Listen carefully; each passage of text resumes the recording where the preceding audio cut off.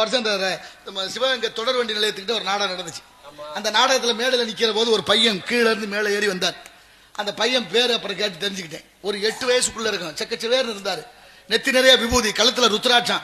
மேடைக்கு வந்தாரு. வந்தோடனே என்னை பார்த்து கேட்கிறாரு, இந்த மாதிரி ஐயா நான் ஒரு கேள்வி கேட்கிறேன் பதில் சொல்லுங்க.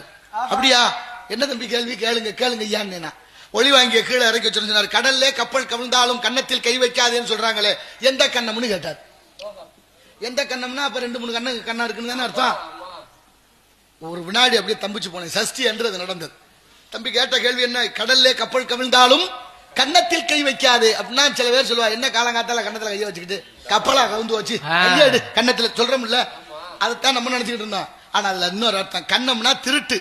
கண்ணம்னா ஒரு சுவரை குடைஞ்சு அந்த பக்கமா போய் திருடிட்டு வருது. கண்ணை கோல் வைக்கிறதுன்னு சொல்றாங்கல்ல, அந்த திருடுறதுக்கு என்னென்ன பயன்படுது? கோடாலி, கடப்பாறை எல்லாம் அந்த செவத்தை உடைக்கிறதுக்கு. இதுக்கு பேர் தான் கண்ணம்மா. அப்ப என்ன சொல்ல வர்றாரு?